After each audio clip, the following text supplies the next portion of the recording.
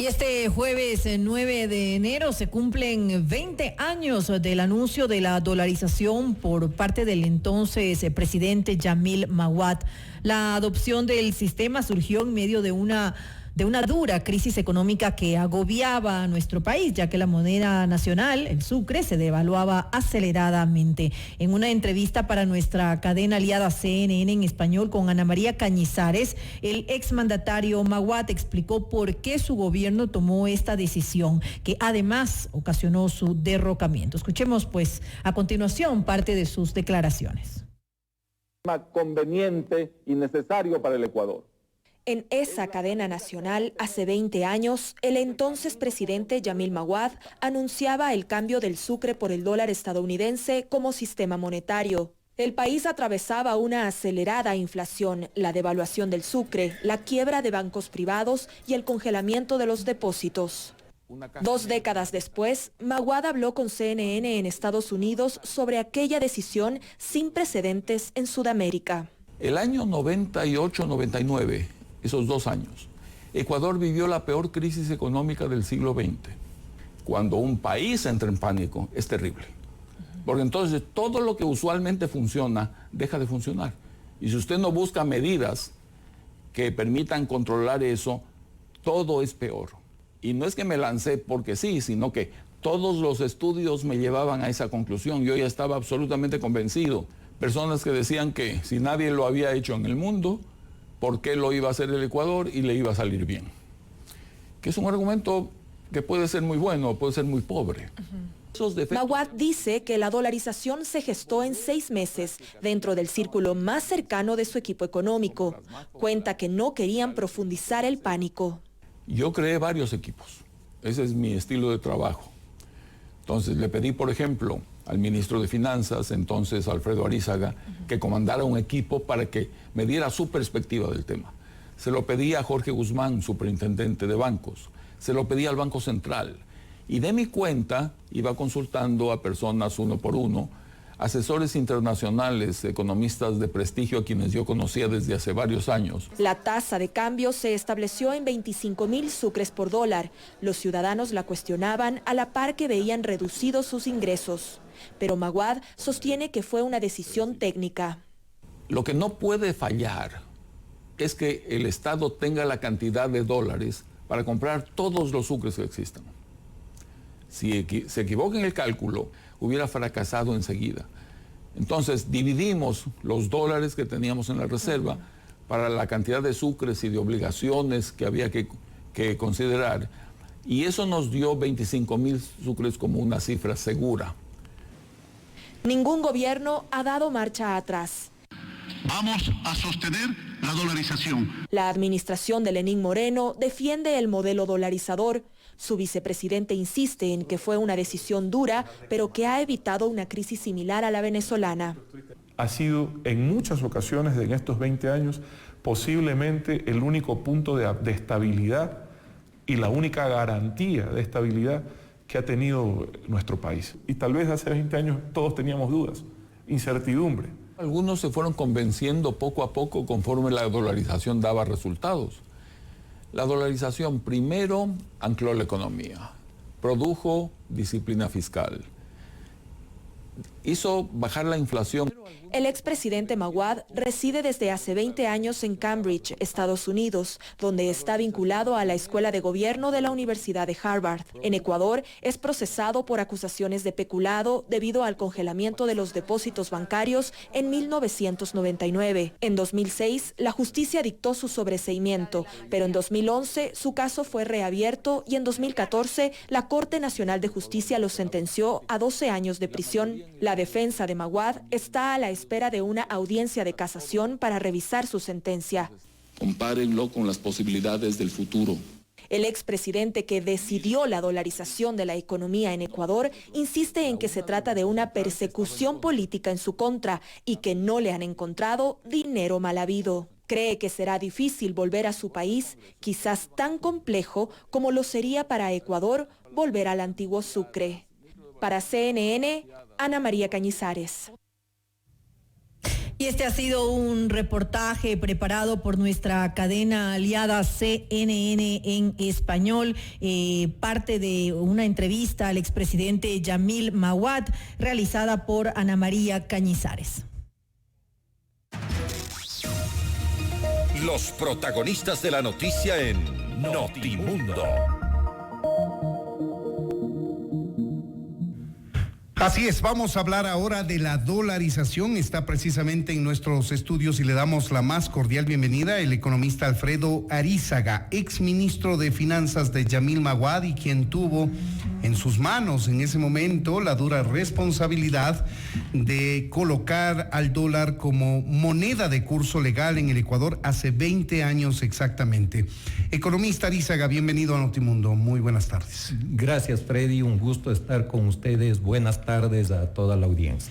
Gracias por su tiempo, economista. Es indudable que la dolarización ha beneficiado fundamentalmente al ecuatoriano común y corriente y le ha puesto, digamos, en una camisa de fuerza, si se quiere, a los gobernantes para manejar de manera ordenada la economía, puesto que tiene una moneda extranjera que no puede emitir nuevamente.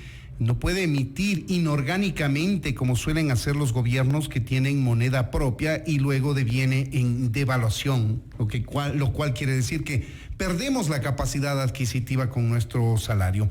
Pero la dolarización, más que una decisión, fue una solución a un problema que enfrentábamos hace 20 años. Yo quisiera ser muy enfático en señalar que la dolarización no fue una reacción a una caída temporal del precio del petróleo, cosa que ocurrió en el año 98 y 99.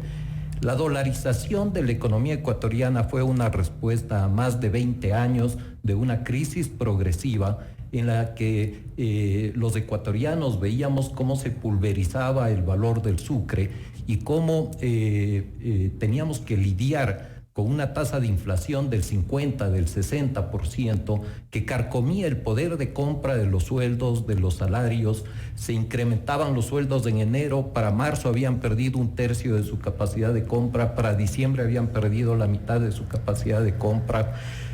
Yo tengo una reseña de cómo evolucionó el tipo de cambio, que en el año 1980 era 25 sucres por dólar, 10 años más tarde eran 900 sucres por dólar. 5 años más adelante era 3.500 sucres por dólar. Este no es un problema del año 98-99. Son 2 décadas durante las cuales la economía venía degradándose. El poder de compra de los ecuatorianos se venía deteriorando y veíamos cómo nuestros ahorros se pulverizaban.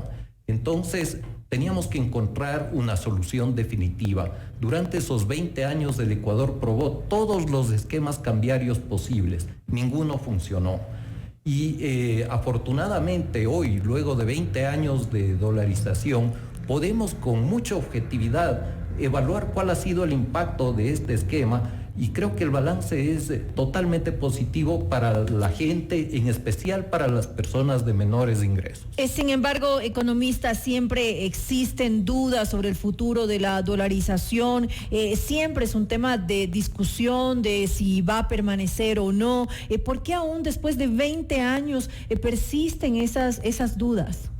Bueno, porque hemos tenido 10 años de un manejo muy desordenado de la economía durante la presidencia de Rafael Correa, y hemos tenido en el propio expresidente Correa una persona que se ha declarado opuesta, enemiga a la dolarización, y que ha sostenido en forma repetida que la dolarización le ha hecho daño al país. Yo creo que esa opinión no es compartida por el grueso de la población, pero tener un presidente que se declara enemigo de un esquema cambiario genera muchas dudas. Y que en algún momento trató de tener una moneda paralela también. Efectivamente, hubo algunos intentos, la creación del sucre como moneda regional que nunca despegó, la creación de un dinero electrónico que hubiera realmente destruido la dolarización y nos podía haber llevado a un proceso de hiperinflación y de empobrecimiento masivo de todos los ecuatorianos. Pero fíjese que ha hecho mucho daño ese manejo desordenado de la economía al punto de que hoy tenemos nuevamente una deuda pública gigantesca.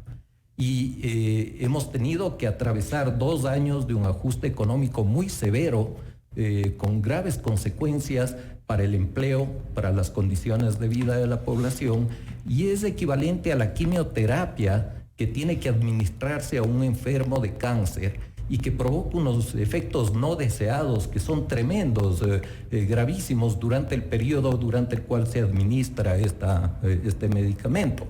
Ahora, yo soy optimista, yo creo que ya ese impacto de la reducción del gasto público ha sido absorbido por la economía ecuatoriana y poco a poco empezaremos a cambiar de rumbo y a sentir que la actividad productiva mejora y que las condiciones de vida de la población vuelven nuevamente a mejorar. Estamos dialogando con el economista Alfredo Arízaga, ex ministro de Finanzas del gobierno de Yamil Maguad. Hablamos sobre la implementación de la dolarización hace 20 años. Economista Arízaga, quizá cerca de la mitad o más de la mitad de la población ecuatoriana es joven y por tanto no conoce esta historia reciente de nuestro país, por eso quisiera indagar un poco más sobre la historia. Es cierto que el país tuvo muchísimos problemas de inflación crónicos, gobierno tras gobierno, pero quizá el detonante de esto fue la crisis financiera del año 99. No solo la crisis financiera del 99, sino la acumulación de factores que le llevó al presidente Maguad a describir esta situación como una tormenta perfecta. Porque tuvimos el impacto de una crisis internacional. Muchas economías grandes de Asia entraron en crisis muy severas. Rusia dejó de pagar su deuda pública. Todo esto tuvo como impacto el cierre de los mercados financieros para todos los países de la región, no solamente para Ecuador. A eso se sumó la destrucción gravísima ocasionada por el fenómeno del Niño, que fue muy severa en el año 98, y la caída del precio del petróleo a niveles de $7 por barril. Enfrentábamos entonces una acumulación de factores negativos que nos hizo vivir la peor crisis de la historia ecuatoriana. Pero, repito, la dolarización no es una respuesta a esa situación puntual, es a todos estos años, 2 décadas de degradación continua de las condiciones económicas del país, que llevó a los ecuatorianos a un proceso de dolarización espontáneo. Ya en el año 90, muchos ecuatorianos mantenían sus ahorros en dólares, transaban la venta de sus viviendas en dólares. Y para el año 95 ese nivel de dolarización espontánea era mucho más alto. Para el año 98 el 70% de la economía estaba dolarizada de manera espontánea. Entonces lo que hizo el gobierno es identificar bien esta situación, reconocerla y analizar cuál sería el impacto de tomar esta decisión de dolarizar. Y a pesar de que no había precedentes en la región, el único precedente que existía era un país chiquito que se llama Montenegro, que había salido de la órbita soviética y que decidió en forma unilateral adoptar el marco alemán como moneda. Ni siquiera Panamá se había dolarizado, ni El Salvador. No, El Salvador aún no se había dolarizado, Panamá nació dolarizado. Entonces no era un ejemplo en el cual podíamos, al cual podíamos referirnos.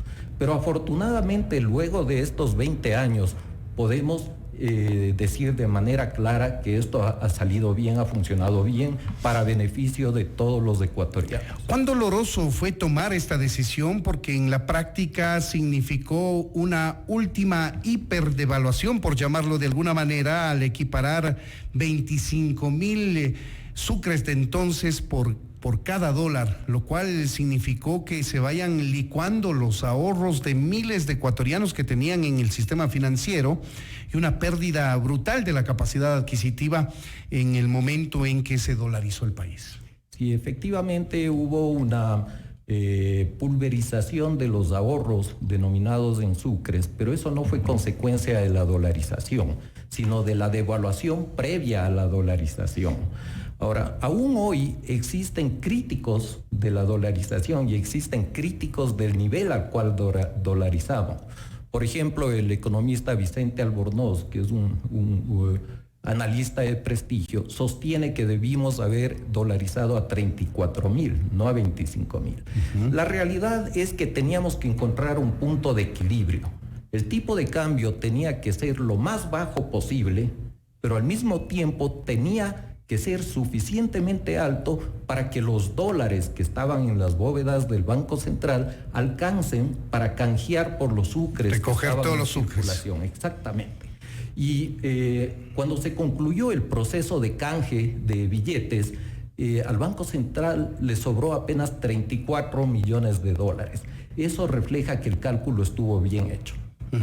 Ahora, frente al contexto internacional económico, ¿puede ser la dolarización un limitante? Porque la mayoría de países tiene justamente una herramienta que es la devaluación de su moneda según la política monetaria interna de cada uno de estos países. Sin embargo, nosotros al tener la dolarización no podemos acudir a esta herramienta, no tenemos esa opción de devaluar la moneda. Por lo tanto, ¿qué limitantes pueden existir en este sentido para la competitividad de nuestros productos en el mercado internacional? Hemos renunciado a tener esa herramienta, la devaluación. Pero ¿cuál es el verdadero impacto de la devaluación? Es reducir el poder de compra de los salarios. Entonces, cuando los países abusan de esta herramienta, la gente pierde confianza en la moneda local. Y eso es lo que le sucedió al Ecuador. Y yo, desde mi modesta opinión, prefiero que no exista esa herramienta porque termina siendo una fórmula de engaño de los gobiernos a los ciudadanos, una forma de estafa, una forma de quitarles recursos. Y les quita a la gente más pobre, a los que dependen de un ingreso fijo, y les beneficia a quienes, a los empresarios exportadores y a quienes tienen recursos ahorrados en el exterior. Yo recuerdo cuando era estudiante en los años 80, cada vez que un gobierno devaluaba, salíamos a las calles y estábamos en las calles con los movimientos de izquierda, con los sindicatos. A mí me extraña que hoy día esos movimientos de izquierda y los líderes indígenas más bien defienden un modelo de devaluación y no un modelo de estabilidad de tipo de cambio. 20 años después de la vigencia de la dolarización en el país, ¿usted cree que el modelo está perfeccionado? ¿Falta algo más? ¿Todavía existe el riesgo de desdolarizar por el manejo irresponsable de los gobiernos, por ejemplo? Bueno, hay dos elementos que pueden poner en riesgo la dolarización. El primero es una crisis de liquidez del gobierno en donde el gobernante de turno decida emitir una moneda local nuevamente para cumplir con pago de salarios y otro tipo de obligaciones. El otro caso que podría poner en riesgo la dolarización es una crisis financiera bancaria, donde el gobierno también decida emitir una moneda local para poder devolver el dinero a los depositantes. En ambos casos, las consecuencias para la población serían terribles, un empobrecimiento masivo, nos iríamos a una hiperinflación, entraríamos en una crisis de empobrecimiento tan fuerte que seguramente estallaría un problema social. ¿Sería más complicado también el cumplimiento de la deuda? Por supuesto, se agravaría todo. Entonces, yo no veo a ningún gobernante en su sano juicio queriendo caminar en esa dirección. Si Rafael Correa no lo hizo, no creo que alguien, que otra persona quiera caminar en esa dirección. Pero la dolarización por sí sola no es una fórmula mágica. Nos da estabilidad, pero no nos da crecimiento económico por sí misma. Entonces tiene que ser complementada con una serie de reformas legales para corregir los excesos en los que caímos durante los 10 años del gobierno anterior. ¿Qué reformas hacen falta? Una que defienda la competitividad de los productores ecuatorianos. No puede ser posible que haya dificultades en el Ecuador para contratar personal en forma temporal.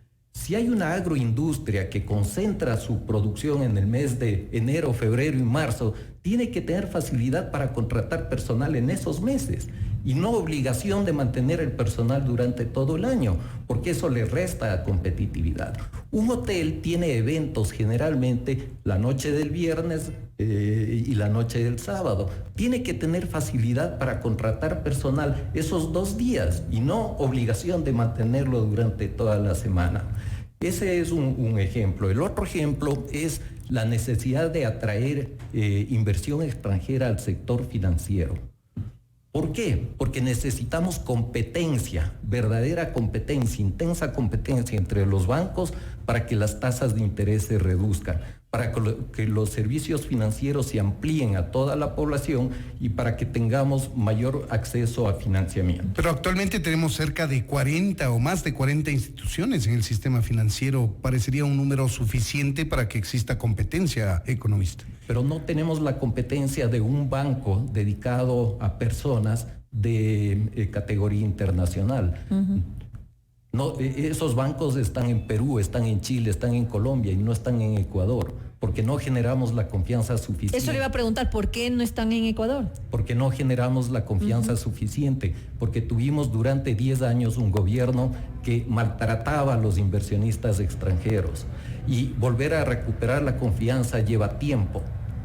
Y estamos entrando a un año electoral. Ha sido un gobierno que ha cambiado de discurso, ha cambiado de estrategia frente a lo que teníamos con el gobierno anterior, pero el tiempo no ha sido suficientemente largo. Veamos qué se presenta como opciones electorales a lo largo de este año y ojalá los candidatos con posibilidad de ganar la elección sean personas que puedan cultivar esta confianza de inversionistas extranjeros. Sin embargo, el dólar por sí solo representa estabilidad independientemente de la situación económica que tenga el país. Otra cosa, claro, es el tener seguridad jurídica para poder venir a invertir a nuestro país. Pero ya de por sí el dólar da ese plus, digamos, para que los inversionistas se vean atraídos a poder venir en a Ecuador, a nuestro país, a invertir. Efectivamente, María del Carmen, tenemos esa ventaja competitiva frente a otros países de la región, pero no la hemos podido aprovechar por la inseguridad jurídica. Que es lo que decíamos justamente. Ese es un problema entonces que hay que corregir por parte de los siguientes gobiernos o de veamos si estamos todavía a tiempo de hacerlo. Así es, y hay un elemento adicional que encarece muchísimo la producción y que impacta más a las pequeñas empresas que a las grandes, es la microrregulación. Durante estos 10 años se emitió tal cantidad de normativa en todo sentido que vuelve casi imposible poder emprender en una actividad productiva. A todas las personas, no importa a lo que se dediquen, les obligan a cumplir cientos de regulaciones, no solo en el campo tributario, en cómo se hacen las etiquetas, en la cantidad de permisos que hay que obtener en múltiples organismos gubernamentales. Eso tiene que ser limpiado para que las energías de los emprendedores se puedan dirigir a producir y no a cumplir con toda esta cantidad de tramitología. Sabiendo de antemano que usted es un economista, no puedo abstraerme del tema político. ¿Usted cree que 20 años después de esta trascendental decisión económica, histórica que se adoptó en el gobierno de Yamil Maguad, la historia lo ha juzgado mal al expresidente? Porque recordemos que cuando fue tomada esta medida fue tremendamente impopular su gobierno. La mayoría de ecuatorianos no entendíamos el impacto que iba a tener ni los beneficios futuros que ahora estamos viviendo, sino que estábamos llenos de muchísima incertidumbre. Yo recuerdo que el nivel de aprobación o la popularidad que tenía el presidente Maguad en los días en los que anunció la dolarización bordeaba el 12%, un nivel sumamente bajo. Sin embargo, el solo anuncio hecho la noche del domingo 9 de enero provocó que al día siguiente, el lunes, se acaben las colas para retirar depósitos de los bancos. Fue un anuncio sobrio, pero fue suficientemente creíble para la población como para tranquilizar las expectativas. Es que hubo una corrida de depósitos previa, ¿no? Previa, pero podía haber continuado y no continuó por el solo anuncio de la dolarización. El Banco Central aún no se había reunido y adoptado oficialmente el dólar como moneda oficial. Entonces, hasta ahí podemos decir que sí, era un presidente impopular, pero su anuncio fue creído por la mayor parte de la población. Eso no quiere decir que no haya habido detractores. Yo recuerdo que durante los 4 primeros años de dolarización, los medios de comunicación estaban llenos de analistas que predecían que el Ecuador se iba al abismo, que la dolarización iba a fracasar, que esta era la peor medida que se podía haber adoptado. Con el transcurso del tiempo, se ha ido convenciendo un mayor número de analistas de que esta es una buena decisión y de que ha funcionado. Sin embargo, existen todavía 2 o 3 personas por ahí criticándola y proponiendo que demos marcha atrás. ¿El costo económico de la dolarización en cuánto fue cifrado, economista? El costo económico de la dolarización lo pagamos por la dolarización espontánea que se dio durante los años 90. Y al no haber adoptado oficialmente el dólar como moneda, habíamos pagado los costos y no cosechábamos ninguno de los beneficios. La dolarización formal de la economía ya no provocó costos, nos permitió cosechar más bien los beneficios. Pero quizá fue una última mega devaluación al ubicar 25,000 sucres por dólar.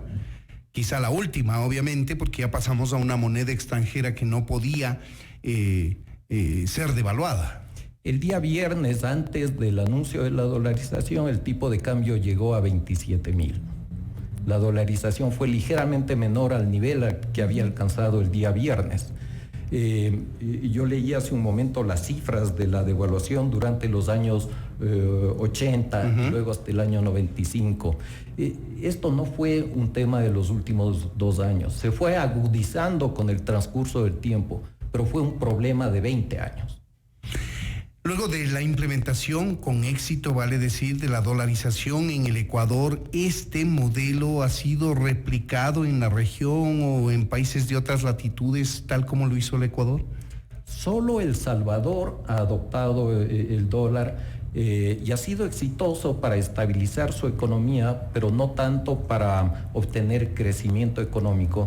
Porque, como dije hace un momento, la dolarización no es mágica, nos da estabilidad, pero no nos brinda crecimiento económico por sí sola. Ahora, la estabilidad es fundamental para reducir las diferencias de ingreso y para proteger la calidad de vida y el poder de compra de la gente de menores ingresos. Hay un caso adicional que es Zimbabue, y Zimbabue ha entrado y ha salido de la dolarización en distintos episodios con consecuencias gravísimas para su población, porque cada vez que sale de la dolarización entra un proceso de hiperinflación que destruye las economías familiares y empobrece a muchísima gente. Ahora, ¿puede ser esto replicado en otros países?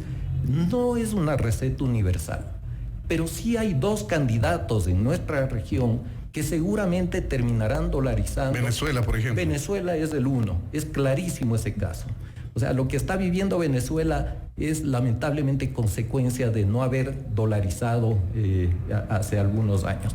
Y el otro país que debió haber dolarizado con el presidente Macri es Argentina. Si lo hubiera hecho al inicio de su gobierno, la gestión del presidente Macri habría sido mucho más favorable para todo Argentina.